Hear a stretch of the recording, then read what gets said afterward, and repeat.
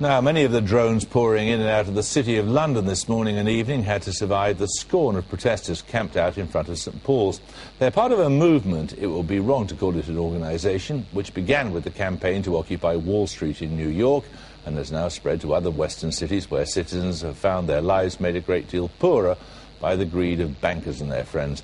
But what, apart from venting their anger, are they trying to do? One for Paul Mason. It did not start with Wall Street. All this year, protesters have been occupying squares in Cairo, in Athens and in Spain. The whole world's watching! The whole world's watching!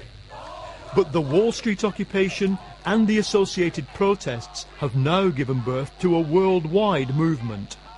The protesters claim to be the 99%, as opposed to the 1% who they say own 42% of America's wealth. And it's this that struck a chord outside the core of left and environmental groups. The trade unions have backed it, and the politicians have noticed it. The protesters are giving voice to a more broad-based frustration about how our financial system works. In London, since Saturday, protesters have been camped outside St Paul's Cathedral. They include students, environmentalists, the Guy Fawkes masks worn by the hacker group Anonymous. The days are filled with meetings and discussions, the aspirations huge.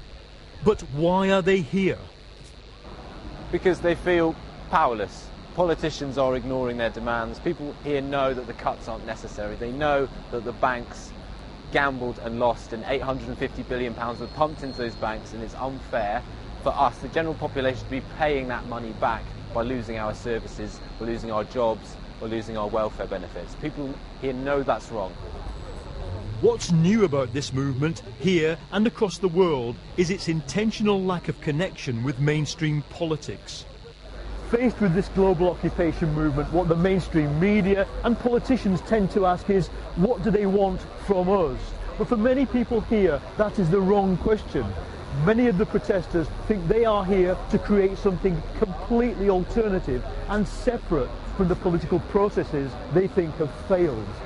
There is a crisis of political representation. People have seen time and time again that their needs and their interests are not being represented at the level of the state, and that, quite to the contrary, that the austerity measures that are being pushed through are actually harming them and are taking away their livelihoods. Therefore, that is what the crisis of political representation means, that they have seen that the interests that are being defended and the interests that are being pursued at the level of the state are those of a minority that have access to wealth and power. If people want to show by silent clapping how they agree, and then people can learn what that... To the uninitiated, the methods can look strange, and some worry that this counterculture is too weird to involve the majority of people.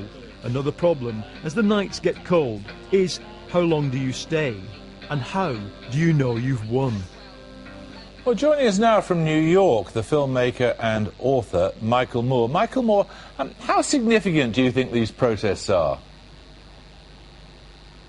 I think they're quite significant. I think that this is something that certainly is spreading all over the United States. There are new Occupy movements beginning in towns and cities every day, and now it's spread across the world. It's really touched a nerve. What your correspondent said about that it may seem weird because you have a lot of young people there in the park. It's only weird in the sense that all movements for justice begin with people who are willing to be out there on the edge a bit. Somebody in the feminist movement burned their first bra, and that just shocked everybody, and everybody thought that was weird and crazy. And then we had a feminist movement, and then things got a bit better. And so that's how things go. When women wanted the right to vote 100-some years ago, talk about being weird. They were completely ostracized. Everybody who starts a movement is talked about in this way, and this is how they're being talked about now. But this is much larger. In the campaign for women's suffrage, the objective, whatever the mechanism, whatever the methods, the tactics, the objective was to get votes for women. It's unclear in this case what the objective is, what it would take to get the campaign called off. Do you understand what it's for? Yes, I do. There are a whole bunch of reasons that they all lead back to the greed of an economic system that's built around, in this case, in our country, around Wall Street, and people are fed up. We've got 50 million people in the United States that have no health care. 50 million. We have millions who have lost their homes due to foreclosure. We have 46.2 million now living in poverty. That's at least 13 to 18 million kids every night going to bed malnourished. So you've had millions of people who've been abused by this system, and they've had it. And I think it's enough. Remember, we're just in the first 30 days, 31, 32 days of this movement. It's enough that people have just gotten up off the sofa and gotten involved. It's enough that people have pushed through their despair to say, you know what, I'm not going to just sit by and do nothing. So first you have to get up and move. That's what people have done. We're in that first phase right now. This will grow into something with various political demands to upend this system that has caused so much pain for so many people. You say upend this system. Is the objective to reform capitalism or to end it? Depends on who you ask. As far as I'm concerned, it has to be ended. I think it's an evil system, and I'm talking about 21st century capitalism. I don't want to hear a lecture about what Adam Smith intended or whatever. I'm talking about a system now that's set up so that the richest 1% get 40% of the pie. A system where the richest 400 Americans have more wealth than 150 million Americans combined. But what do you want to replace it with? In a democracy, well, we have to. Well, it's not about replacing it with. It's not about replacing it with something or going back. You see, here's I think what's confusing, especially some people in the media. They're wondering why aren't they participating in the political system the way it's always been done? Well, the way it's always been done has got them here. They aren't interested in that. They're not interested in passing a particular bill in the Senate or having a congressman say the right things to them at this point. But you've just told us this is going to end up with political change. How are you going to get political change then, if not by political action? Well, we'll have to see what happens, right? I mean, you just don't know that now because you're watching the birth of a massive worldwide movement against the banks, against Wall Street, against the city. People literally have had it. They're not going to take it anymore, and things are going to happen. We just don't know that now because we're really in the actual birth of this movement. So what do you imagine will replace capitalism at the end of all this if the movement's successful? I think what people would like is a democratic economic system. In other words, if we say we live in democracies, we should have economic systems that the people have a say in how these systems are set up, how they're run, and that the pie is divided fairly amongst the citizens, and that those who have more are taxed more so that they have to pull what is their fair share of the weight. That is ultimately what people would hope.